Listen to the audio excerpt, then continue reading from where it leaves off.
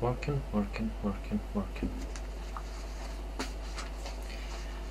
Welcome to the Hungarian project. This is my office. This is my new office. I built this. And actually it's a very nice office. It's not real, but it's nice.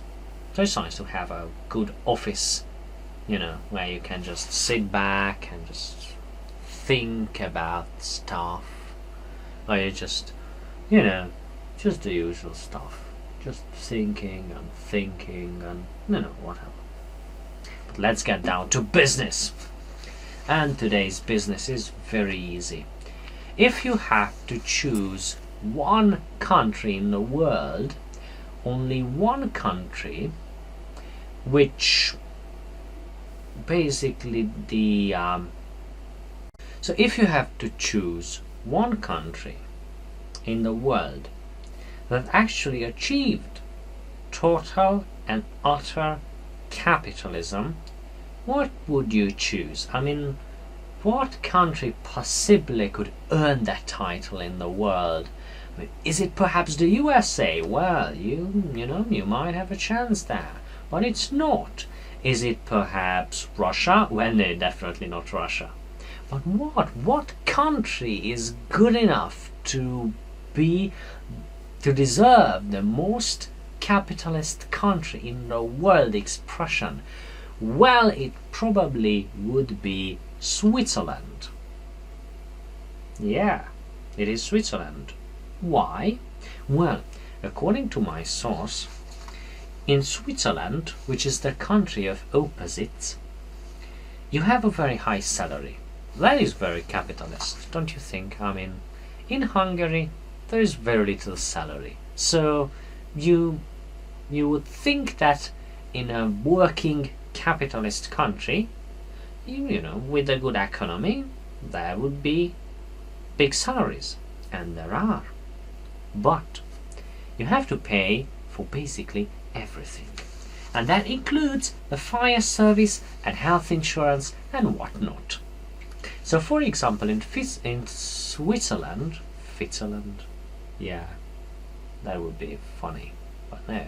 So in Switzerland, you have to pay actually at least 200 francs a month if you want to have health insurance. If you don't want to have health insurance, you don't have to pay. That is very easy. But if you want that, you have to pay. And it will cover the costs which are above 3,000 francs. So, if you go to a doctor and perhaps you have a very minor problem, for example some kind of dental problem, and the cost is under $3,000, you have to pull out your money from the pocket and you have to pay, because it's fun, or mostly because that's rule. So that is the case. That is Switzerland. So my source lives in a small village, and this small village doesn't even have a fire department. So what happens when there's fire somewhere? Well, there are people who volunteer for this kind of job, and out of the free time they are firemen, firewomen, or whatever you want to call them, with a politically correct expression. Fire officers, perhaps. No, that's not it. Something else. Anyway, no. What happens on weekends? Well, on weekends you don't really, so you sacrifice a little bit of time from your family. That's okay. If you go home earlier than usual, you can watch the neighborhood for fires. But what happens when everyone's at work? No one knows. I know obviously there's some kind of plan and there is some kind of central fire department, but and it's a very cold country, so I believe that there is no particular need for fire and people, for the fire trucks to operate themselves.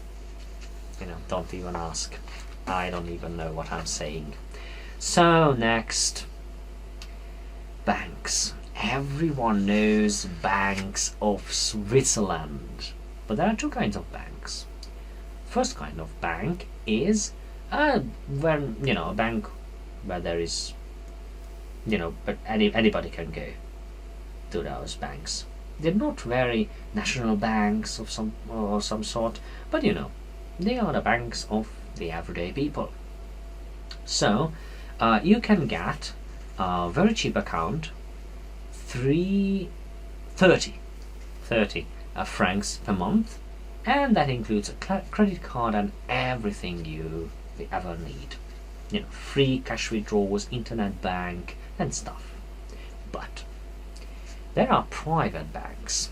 Now, private banks are really interesting because you should or must get some sort of reference to go there. So somebody has to say some good words for you, preferably an existing customer. So Swiss people are proud of everything. I mean, there are flags everywhere, and that's the only example. So I don't know if they are proud of anything else, but that is the only example there. But it's like American flags. Actually, if you want to just pull up the Hungarian flag, oh no, you shouldn't do that in this country. I mean, that would be considered, well, not an act of treason, but an unnecessary thing, and we are really good at bringing down people, so you shouldn't do any unnecessary stuff, because if you do those stuff, well, who knows, somebody might be watching. Now, if I didn't screw that up, that might have been a very good line, but since I don't do two takes, well, that's gonna be it. So the other thing, and the last thing I want to mention about Switzerland, is very similar to Austria, because I've been to Austria a couple of months ago and I see the same thing. In Switzerland there are Swiss products everywhere, so they are really proud of these things, and in Switzerland they prefer Swiss products, not just in knives. In Austria they prefer Austrian products or German products, so you rarely see anything foreign. Usually they have their own brands. In Hungary, on the other hand, well, we prefer other people's brands, other nations' brands. So whichever is Hungarian is not supposed to be good. Sometimes it's even worse if you say about something that is Hungarian than Chinese. So you all know the Made in China labels. It's supposed to be a very bad product, rushed on the assembly line, faulty, and it just ceases to exist in a couple of months. It dissolves. But in Hungary, there's actually the reputation of Hungarian products are like this. They are pricey, they are unnecessarily pricey, and they are not good. But since the major contractors of Tesco and Auchan and anything you might imagine that comes to Hungary because of the free tax stuff, we encourage big corporations, big Western corporations, to come here. So whichever you see is usually Hungarian. You just don't know about it. So it's a kind of pretense, which is not really good. But this is the good kind of pretense. I mean, I have to say this is the good kind of pretense, because this kind of pretense is actually working, because it works for the people. So, there you go.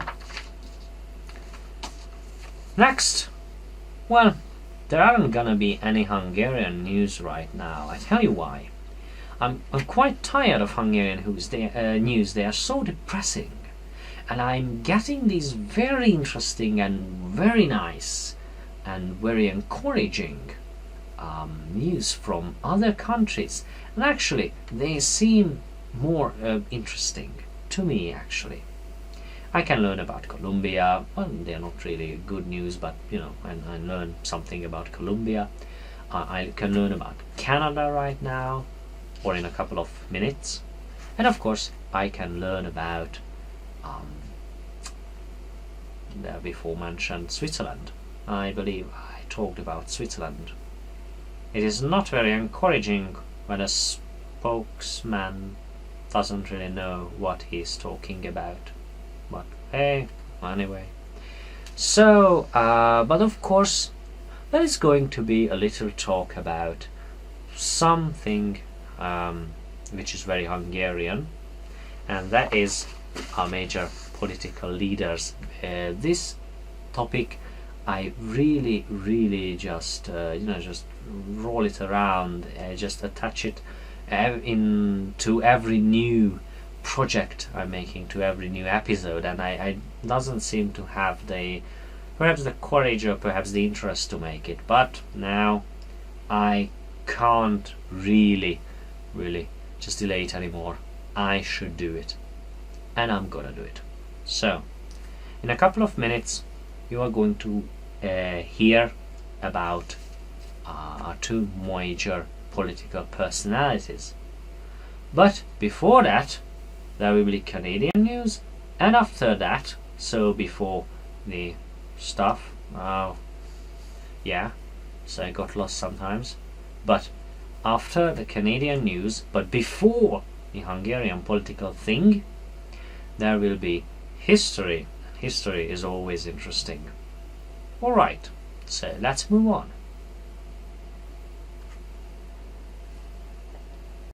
Well, I must say, I have to be absolutely honest with you about things which I want to say. And you know, I want to say things, but sometimes I just can't remember them. I remember one thing. Since I started this very nice project, I learned to just shut up.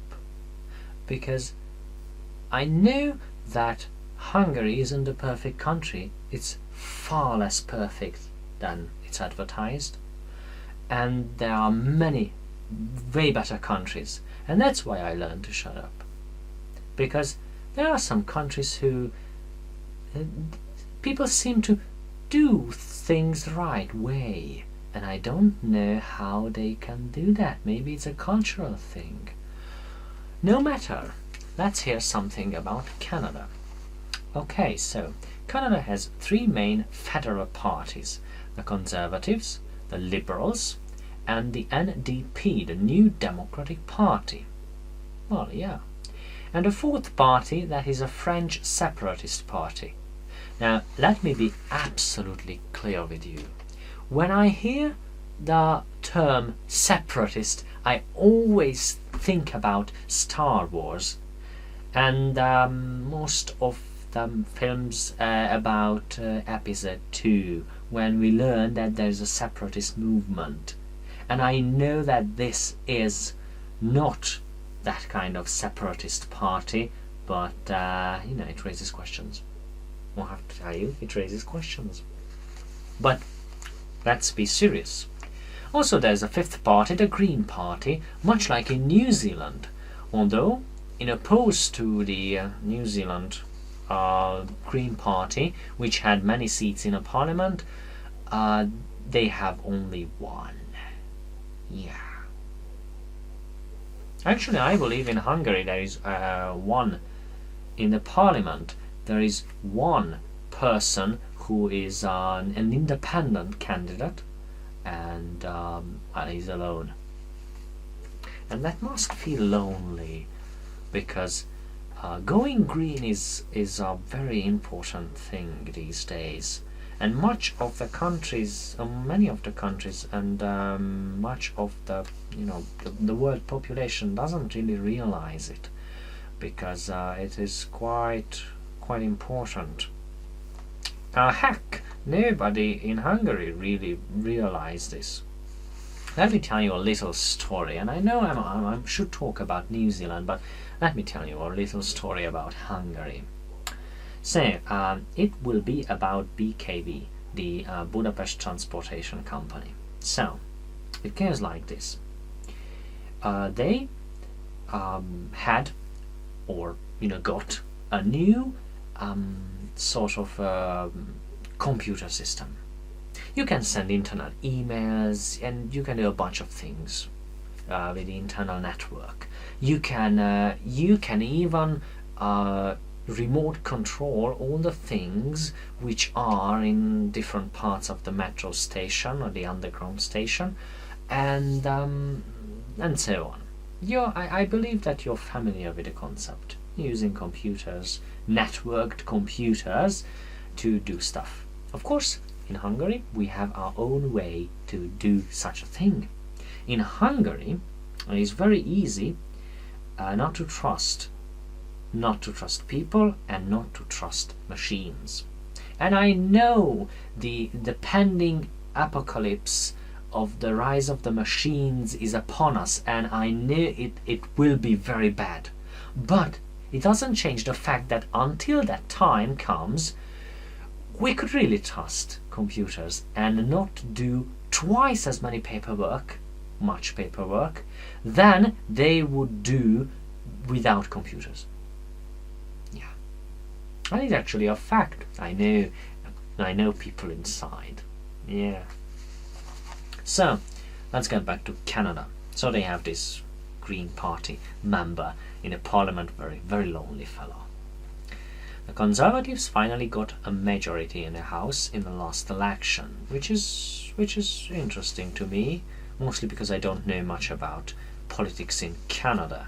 But if they live up to the expectations caused by their name, it's really interesting that instead of a Liberal Party or a New Democratic or a Green Party, a Conservative Party won.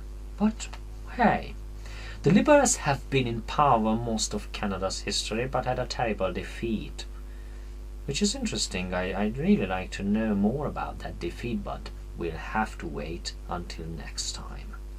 The NDP had a huge increase of votes at the expense of a French separatist party and the Liberals. Though Conservatives won a majority, it was a slim victory.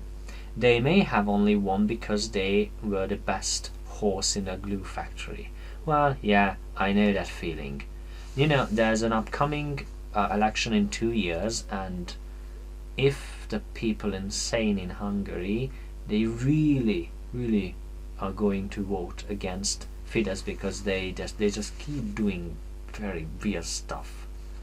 And this kind of the year, because there will be next week, actually, there will be the great national celebration, March 15.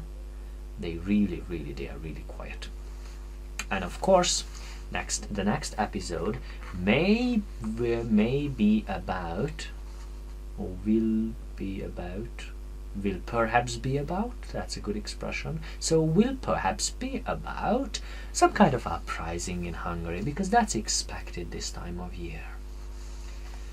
Canada has many regions with different values and political strongholds. As far as politics and governments go, they may only have as much power as the bankers let them. Now the question is that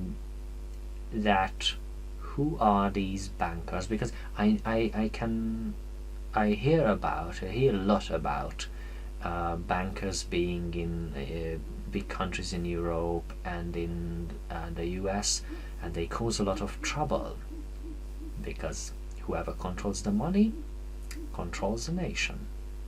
But I still don't know much about this. So when it comes to Canada, it seems like I don't know a great deal, but I think I may have to just learn more about it. So, the NDP traded places with the Liberals and is now the official opposition party. So, I think I lost myself here.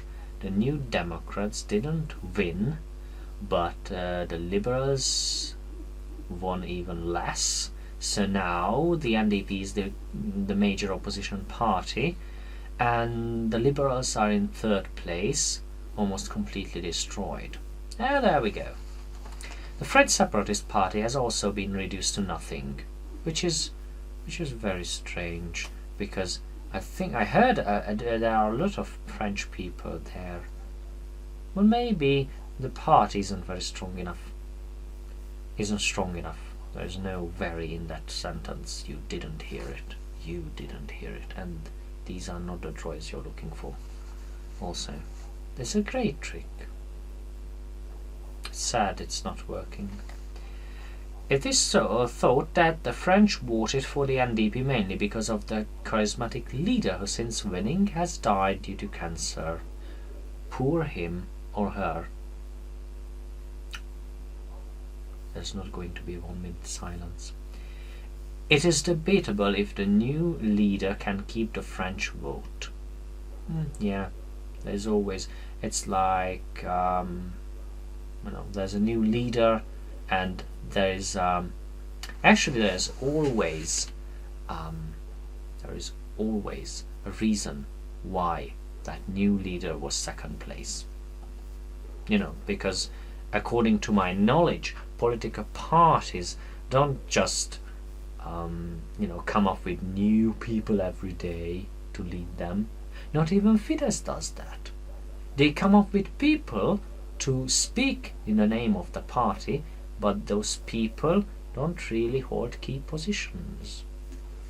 True. So, also,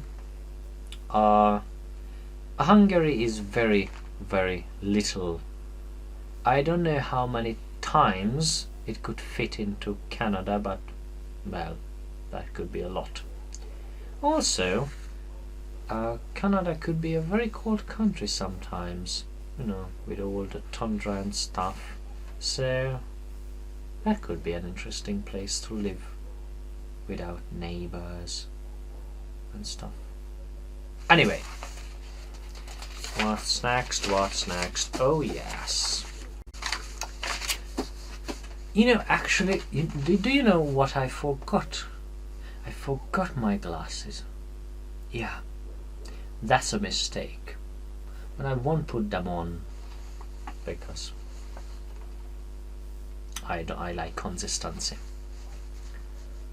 And don't pay attention to my hair. I do these things different days of the week, so that's expected. But the glasses, that would be too much, and I can't let it happen. Anyway, history of Hungary. This is going to be the first part of all. Last time, or before last time, we just talked about, or I talked about a little bit, the early days and the overall history of this nation.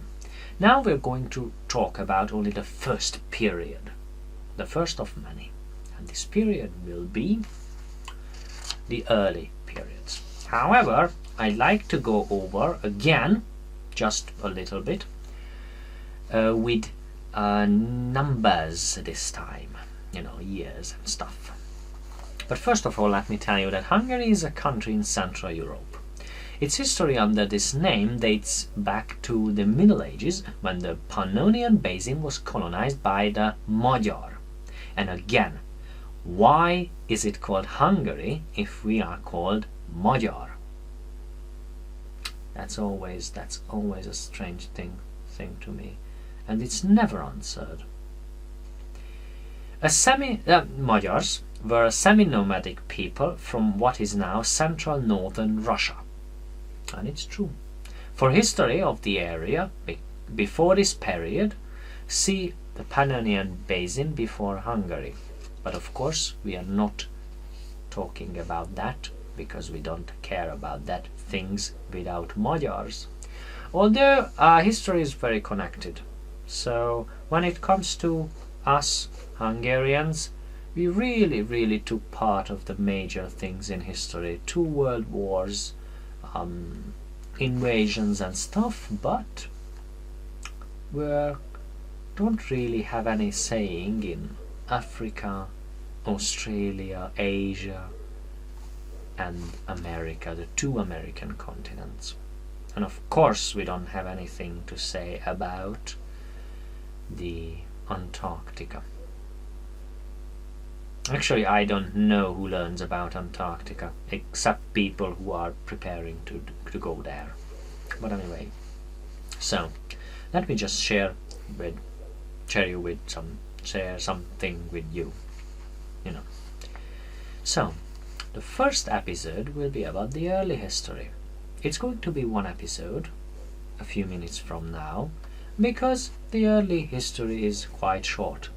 The second will be the Middle Ages, and that will hold us for a little bit. It's from 895 to 1526.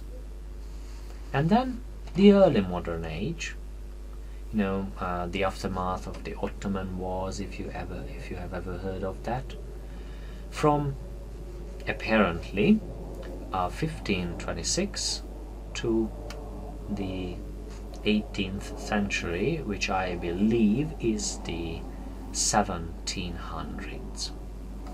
Next, the modern age and the contemporary age from the 1800s to 1919. And then from 1919 to 1941, between the world wars, and of course the post-war and communist period will close our sessions from 1944 to basically 1989, I believe, because then there's going to be the Third Republic, which is currently the Hungarian Republic, as you know this, after the communist era, from 1989 to these days. And of course, I talk about these days all the time when it comes to politics and stuff. But let's just go over it one by one.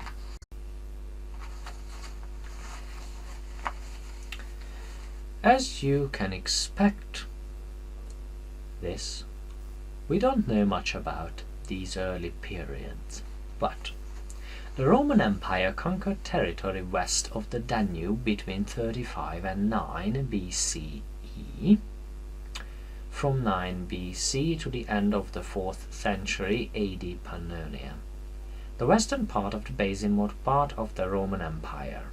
Actually, we have a very nice line of strongholds beside and throughout the whole country, the western part of the country, but they end, all the strongholds, they just cease to exist if you go east from the Danube, which is very logical because nations always looked for the easy and defendable, natural things that could serve as borders. So, in the final stages of the expansion of the Roman Empire, for a short while the Carpathian Basin fell under Mediterranean influence and stuff. After the Western Roman Empire collapsed under the stress of the migration of Germanic tribes and Carpathian pressure, the migration period continued, bringing many invaders to Europe. Among the first to arrive were the Huns, and perhaps that could be the confusion, because we are Hungarians, but we are not descendants of the Huns. Attila the Hun built a very large empire in 435 CE. And Attila the Hun was regarded in past centuries as ancestral ruler of the Hungarian, but this is now considered to be erroneous. Yes, We are talking about two different nations. And the problem is with names. The problem with names is just that we can't get rid of it. So they thought we were the descendants for centuries. This has been going on. And we just, didn't tell them. And now the name stuck. That is the best explanation, but this is not the only explanation. So this is my guess. It is believed that the origin of the name Hungary does not come from the Central Asian nomadic invaders, but rather originated from the 7th century, when Magyar tribes were part of a Bulgar alliance called On-Ugor, which in Bulgar Turkic meant the 10 arrows. Well, this is not a very good explanation, but hey, we try to be objective here. After Hunnish faded, the Germanic Ostrogoth, Lombards and Slavs came to Pannonia, and the Gepids had a presence in the eastern part of the Carpathian Basin for about 100 years. The neighborhood. In the 60s, the Avars founded the Avar Khaganate, a state which maintained supremacy in the region for more than 2 centuries and had the military power to launch attacks against its neighboring empires. Guess who defeated them? The Avar Khaganate was weakened by constant wars and outside pressure, and the Franks under Charlemagne managed to defeat the Avars, ending their 250-year rule. In the middle of the 9th century, the Slavic Balaton Principality, also known as Lower Pannonia, was established by the Franks as a frontier march when they destroyed the Avar state in the western part of the Pannonian plain. That was useful. However, this vassal state was destroyed in 900 by Hungarian tribes. Much of early Hungarian history is recorded in the following Hungarian chronicles, which I will be referring to. The Gesta Hungarorum, written by Anonymous, and all the other things which Anonymous wrote. Basically, this is what we can know about the Pannonian Basin before we arrived. Now, the question is, where did we arrive? And the thing is, that is really, really a good question. There are a lot of guesses in this subject, but I don't want to go into any guesses. So, to me, to my knowledge, and in my own little world, the Hungarian nation arrived in the Pannonian Basin around 900, and this is where we started. This is where we started to distinguish ourselves from other nations. We just left our footprint in many countries, and then finally settled down back in the Pannonian Basin. Is easily defendable place, a very, very nice place if you want to just grow plants and stuff. And guess what don't we do these days? Yeah, grow plants, because that would be too logical. Anyway, next time we are going into the Middle Ages, and then